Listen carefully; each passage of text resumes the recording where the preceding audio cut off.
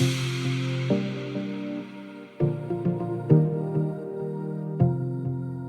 Jason Brooks. I'm the Fleet Procurement Officer for Wigan Council. I've been there for the last 3 years. Originally I was brought in to kind of transition the Wigan Council fleet to Euro 6 compliance for the Greater Manchester Clean Air Zone. We've done that now, pretty much by the by, with the exception of a couple of vehicles, and we're probably, at the very early, sort of onset of our transition to EVs or alternative fuel vehicles. We've got around about 89 vehicles which are EV, which predominantly Maxus. We've got a Polestar, which is the Mayor's car, and ultimately we're just looking at kind of how we would maybe look to transition our fleet of 300 vehicles, around about 300 vehicles, about 100 HGVs and around about 200 LCVs, give or take. Hi, Tony Johnson from Alder Children's NHS Trust. I'm Development Manager there. As far as a fleet goes, we've not really got that much of a fleet in the true sense of the word, but we've got a lot of vehicles coming to site, and we've had some site issues with some of the building works there as well. So I think most people know there's been a new main hospital build, but we've got a number of other builds that we've been doing, and we'll still be doing probably another 10 to 20 years actually to get everything totally finished. But we were early adopters in the sense of making sure we had electric charging points, because when we built the main hospital we provided those, and we provided them 3 initially. So all of the people and a lot of our staff have got fleet vehicles which they get through the NHS fleet scheme, which is quite a good value scheme, and it's been a very good adopter of electric vehicles, so they've had very good offers on that. My name's Ben Foster and I'm the Fleet Operations Manager at Wigan Council. Jason's done a fantastic job there, because he's basically painted the picture of where we're at in terms of our fleet size and what we're doing to move forward. Just echoing what he said, the main challenge for us is we've moved into a former ASDA site, so there were some challenges in that site itself. We didn't do any rebuild really on the area, so we're stuck with how it was. It doesn't actually lend to what we need, so there is some modifications need to take place. Hi everyone, I'm Aaron Powell, I'm the Fleet Director for Speedy Hire. We're well on our journey of EV. We've got a fleet size of just over 1,800 vehicles, 600 of those are cars, 200 of which are electric. Commercial wise, we've got 160 EVs, plus some HCVs as well in there, 27 tonne and below. We've got another 80 EVs coming this year, and another 6 EVs, and one of them's a fuel tanker that's going to carry HVO, fully EV fuel tanker. And we have workplace chargers, but we also have fuel card, an EV fuel card, which is used more than the charger at home. Liverpool's plan for net zero is ambitious, but it should be, to be fair. And I think, if you have a target like that, it's definitely something to work towards. I think other people around this table have expressed the concerns around EV, which are largely around the infrastructure.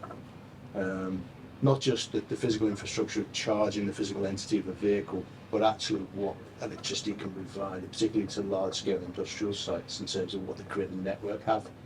So it's a bigger piece, and I think in the interim there may well be a halfway house of alternative fuels transition into EV potentially, to get us to those targets. And it's really interesting to listen to yourself before. So that's where we are. Hi everybody, my name's Hayley Meeker. I work in the sustainability team at Manchester Fire and Rescue Service. I work closely with our fleet team. Our position at the moment, so our fleet is, I haven't got the exact number, but somewhere between 200 to 300. We probably have approximately 60 of those are pumping appliances, so fire engines basically. The remainder is a combination of emergency and non-emergency response vehicles, so that's ranging from cars to vans to other types of HGVs. We've got a small handful of sites that have already got electric vehicle charging infrastructure that's been in place for about 7 or 8 years, but we are currently in the process of going out to procure full EV charging, both rapid and fast charging, across all of our fire stations.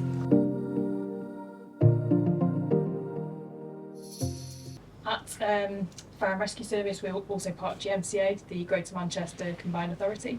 We have a target to be net zero by 2038. That's the target at the moment, judging by the rest of the room. There's a good chance that target's going to be coming forward. The way that we are going to do that really is by decarbonising our estate and decarbonising our fleet. So it's absolutely essential for us to do that. At the moment, that our carbon footprint is really made up from those two things, and those are the areas that we can most impact. So yeah, it is essentially very important to the organisation to be able to do that, which is why our strategy is to electrify as much as we can where possible. I don't think, despite all the efforts that me and Ben put in, it is very fragmented. It's very silo within a silo. So you've got kind of ourselves, who's the biggest emitter, the fleet's the biggest emitter of carbon emissions.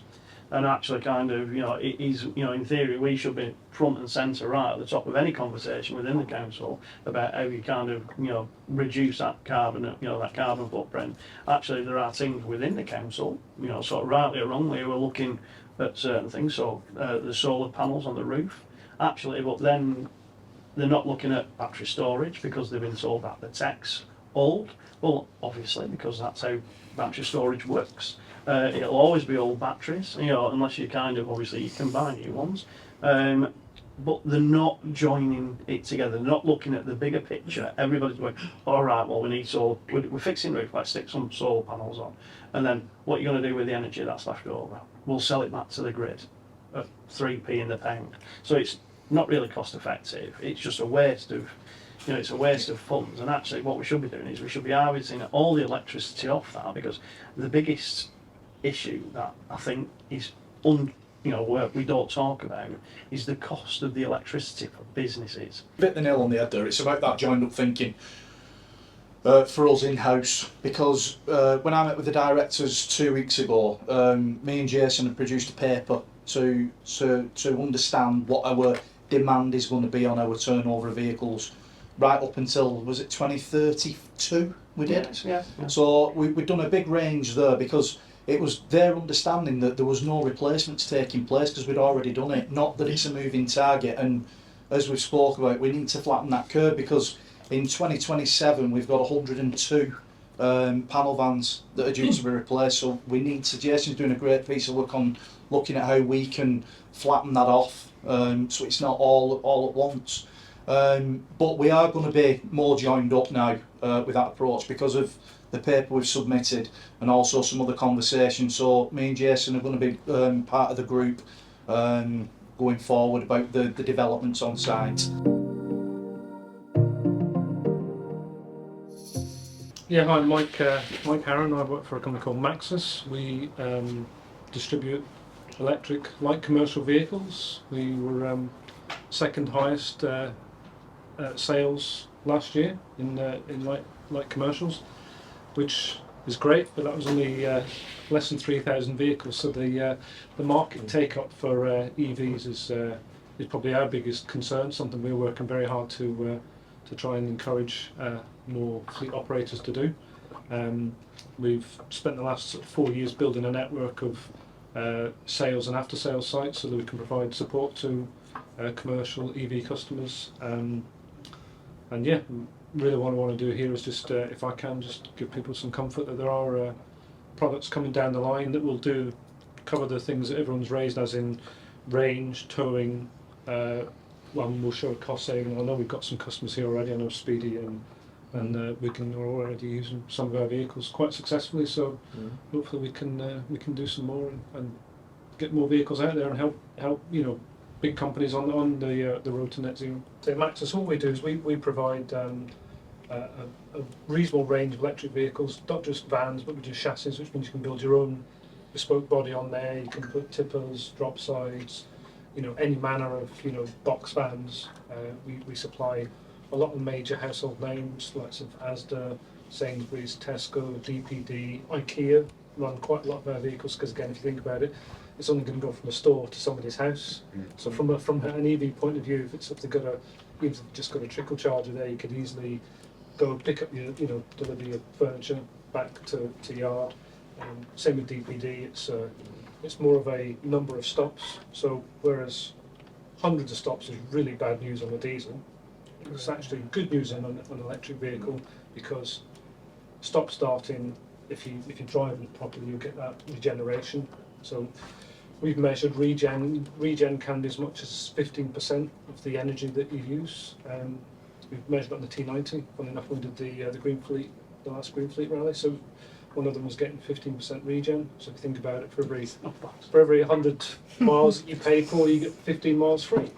So that's something that doesn't come into the equations when you're looking at, the cost of energy. We rebranded to Maxus in August 2020 with the launch of the e-Litter 3, which you run some vehicles. I mean, prior to that, we were trading as LDV in the UK.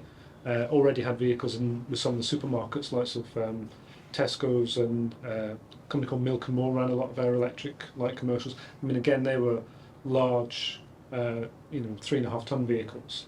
And chassis cabs and stuff like that. So yeah, we've been supplying EVs for 6 or 7 years now. So we've got the good understanding of what customers need, what the pitfalls are, what the concerns are around the likes of batteries and stuff like that. So, I mean, for example, we've got a training program for all our technicians that allows them to go from a level 3 to level 4 technician on IMI substandards, which basically means they can go into the battery pack, find out if there's an issue with with a module or with a cell.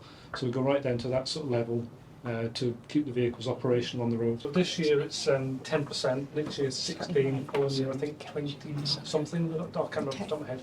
Basically what that means is 10% of the vehicles that we register as Maxus vehicles this year have to be fully electric vehicles, otherwise we will pay penalties. We also have a CO2 target to hit, against which we will pay penalties if we do not achieve that. So what that means is if we do 10,000 vehicles this year, we did 6,000 last year, if we do 10,000 vehicles this year, we need to do 1,000 electric vehicles. Fortunately, our electric vehicles are very good in the LCV market. We've got some very good existing customers, supermarkets in particular, because they love our electric chassis. We do quite well with a lot of public authorities, local authorities. We're on TPPL and CCS, so we do get a lot of referrals that way. So us achieving the Z mandate for this year and next year is probably not going to be a massive stretch. So the Z mandate, although it took a while to get sorted, we've not had anything from them that says they're unduly worried, to be fair. We were up at Nissan not long back. They're obviously gearing up now for completely EVs in Sunderland.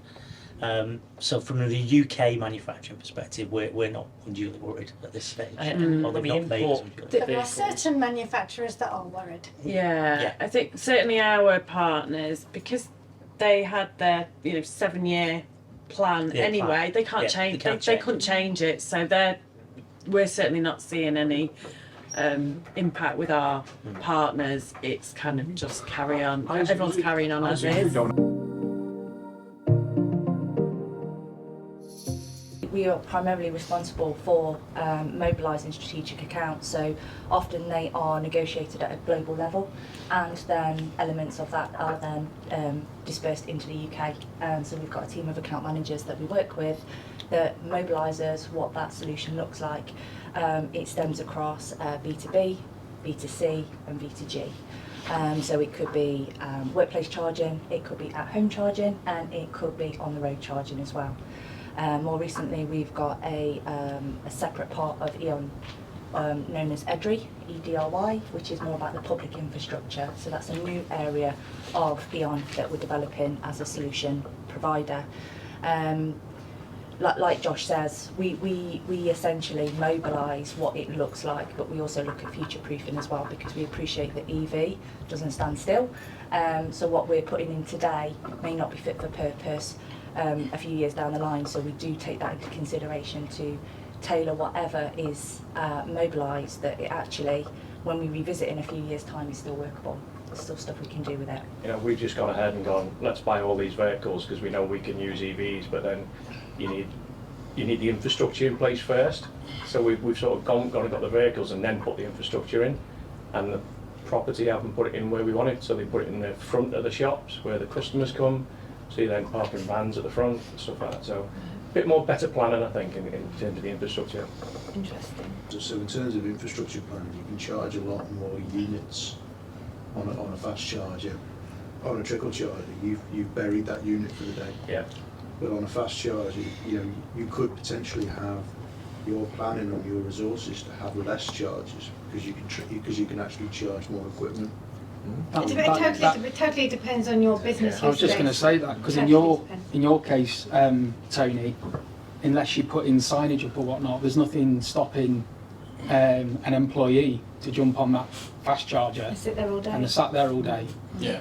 And we're having this issue. It's we get asked a lot now when we're dealing with new customers about the experience of first of all moving to charging people as opposed to free charging, which everyone's been used to, but also management of the charges. It's huge at the minute. So people are asking us, what's your customers' experience in how they actually, what's the charging policy, if you like. We're not just selling hardware, we sell a solution. We want to make sure that whatever we do, you're happy with it and that actually it sees you through. There's no point you then coming back to us in 5 years and saying, this just doesn't work for me. I want you to come back to me in 5 years and say, this is really working for me, what else can we do? And that's the difference, and this is why we will hold hands all the way through the process. The turnkey solution that we mentioned at the beginning, it is everything. It's around consultation that we spoke about earlier, which is, why do you want the hardware? What is the use of the hardware? How can we maximise the use of the hardware for the vehicles that you have on site, whether it's short fix or long term? What does that look like? Then there's the civils, the electricals, the installation, the commissioning, the back end system. Then there's how we're going to look after it for you. So we want to make sure that your hardware's fit for purpose. So we're going to make sure that you've got a solid warranty and that you've got services every 6 months and every 12 months. And then we're going to even put a helpline in for you. So that's going to be 24/7. So if there's anything going wrong with your charger, then we can either fix it remotely because of this back-end system. Equally, I've got a raft of engineers that can go out to site and fix that charger for you because we know there's an impact to your business. So how do we minimise that impact to the business? Because the hardware will go down, because that's hardware, but how do we minimise that? So it's everything that we're doing throughout to make sure it's as seamless as possible for the end user. We have a back-end system and there's an alert that comes to us when our charges go down. So Do you automatically send people at that point, or? Depends, because we have to your first point of call is to remote diagnose. 85% of faults, that crop up can be remote diagnosed. The charger can be remotely reset. If someone calls the number on the charger, they get straight through to someone on the support line. There's three different levels of support. If they can't deal with it, it goes to the second line, which is a more technically experienced person. But again, most of the time, we can get that person charging. Could you finesse it so it were proactive? So you get, Yeah, we do. Yeah, so we do a sweep. There's a sweep that's done every morning. That's critical to you guys, isn't it? Yeah. Because that's what you're going to be measured by, isn't it? If something goes down, well, it's coming down to service now. The hardware, obviously, it needs to look all right and charge your vehicle. The focus is on the service, how it's managed, and then there's a side to that, your visibility of it. Do you own the building? Do you own that site? Because we don't own ours, so our Milton Keynes one has solar panels with roof, but the landlord gets the benefit from that, not us. Yeah, so he sells it back to the grid, and we don't get anything from that. But we've got a fully EV depot in central London, so every van, there's 11 vans and they're all electric. And we don't have chargers at that depot because it's too small. The drivers take the vehicles home and park on the main streets and charge that way. Or we've got an agreement with a company called Zev Hub, which is like an EV charging hub, which is like where we pull in, we leave the vehicles there overnight and we charge, and then we drop the cars in the morning and the drivers come back into work. I'm hearing that the grid connection is holding back ambition in a lot of cases, and that the charging points need to be there in time with corporate policies to decarbonise in the public sector and for corporates. So, is there anything more that the region needs to do to bring the money in? Warrington's a council which has got 56 chargers in a single town centre, multi-storey car park, and they're working with the network operator, Scottish Power Energy Networks, to look ahead of planning application for charging at where the grid is going to fall over if they try and roll out charging infrastructure. So I think that's a theme of discussion, because both of the the distribution network operators in the northwest of England, that's Scottish Power Energy Networks and Electricity Northwest, they both now get paid additional funding to act as distribution system operators, that is network managers, and as part of that role they get kickback or part of their funding settlement if they're seen to be talking to local government communities about their challenges. We don't deal direct with the DNO, but we support our customers as we go through the consultation and through mobilisation. We will work with them to understand what their requirements are. So we will sit down with the customer, and we had one the other week whereby they already had an existing amount of supply and we could put so many charges in, but actually really wanted to maximise that a bit further, so they wanted a bit more. And for that they needed an upgrade, and they weren't getting the answers that they need from Electricity Northwest. So we did a call and we sat down, and the three parties all sat down. We've got our technical guys saying, look, this is the hardware we want to put in, this is the infrastructure that we're going to need in order to support that, plus then a little bit of fat, you know, what can we do? And we was talking through, you know, the MPANs, what's currently on site. We were bringing up maps, going through the outer region bits. Out of date maps. Yeah, a little bit out of date. But you know, you're working off legacy information. But we're going through it, and we're doing that, and you know, and it is going to get processed, and it is going to go through.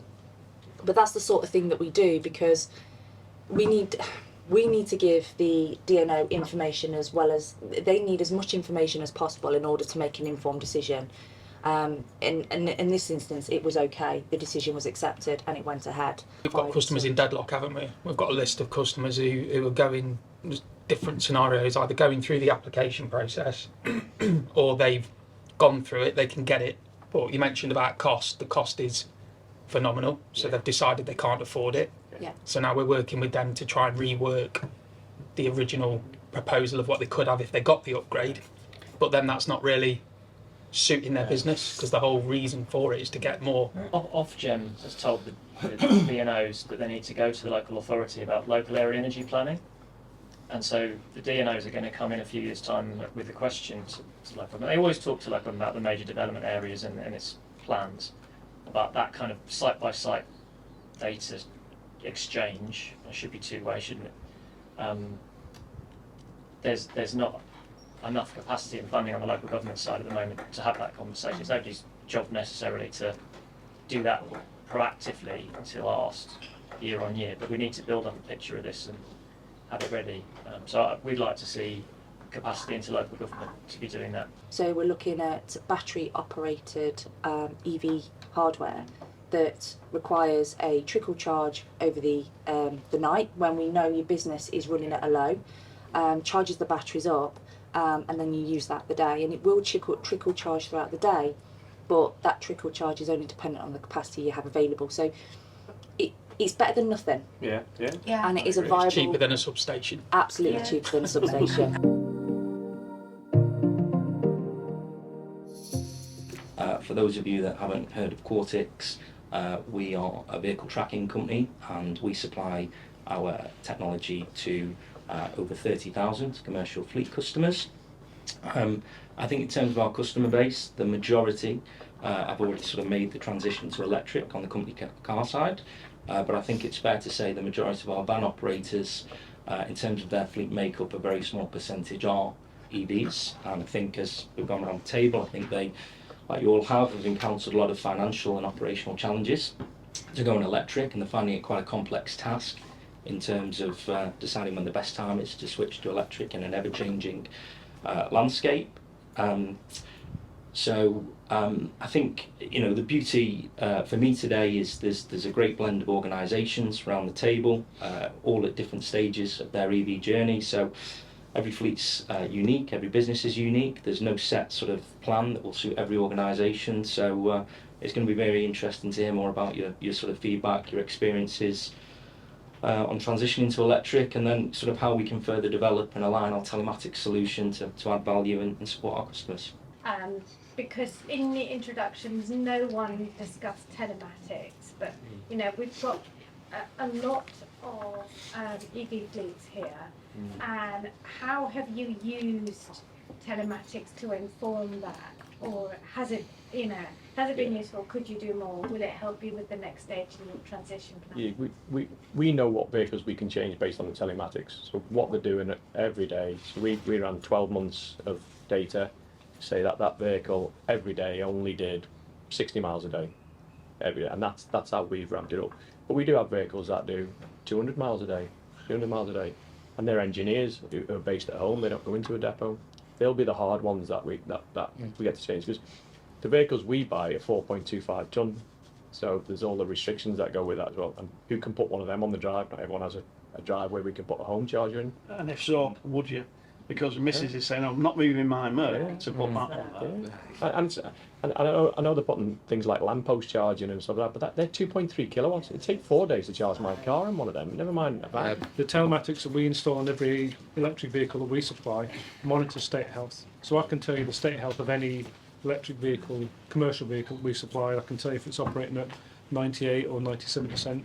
Do you communicate that though to the fleet that owns that vehicle? Do you alert them to the fact that there's a potential problem? Are there tools out there to help fleets better manage? So if they have one vehicle that's starting to show deterioration, do you say swap those vehicles over, or this one needs to go onto a slow charge duty cycle?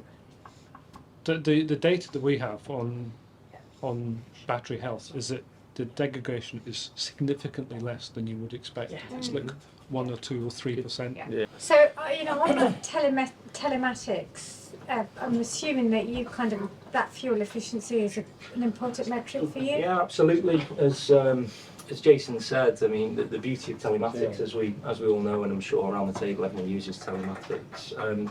It gives you that confidence in your EV plans. You're using real data, putting together an evidence-based business case to support your recommendation to go EV, and you can draw parallel with the ICE versus the EV data. So it's, hopefully everyone agrees, it's sort of invaluable really to give you that understanding and giving insight to us sort of the fabric and the makeup of the fleet.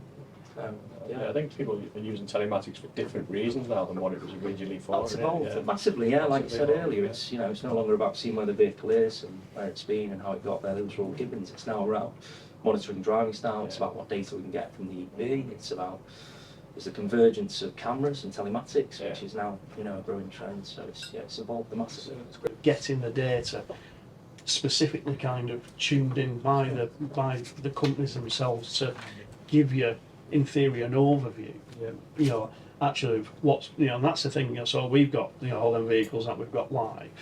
Sort of, I think sort of thing, you can turn it on and actually it'll monitor all its trips and it'll look at all of them and say, right, 80% of your fleet, this 80% of your fleet will 100% transition to electric vehicles. Actually, we recommend these vans, and this is roughly what it'll cost, and etc. And then these 20% won't, because they're actually doing things. So actually, what do? You you can say, right, actually, you're quite confident that you can do sort of 80% of your fleet, and then you then focus on the 20% and say, right, okay, what we're doing, is it the way of working? Is it the way that they're doing the work? Is it the times actually? They're spending more time out there during the day because there's traffic at rush hour, or actually could the work be done at different times? I know that's a bit controversial within councils, but because I think that's been mentioned by other people. So actually, you could change when bins are collected.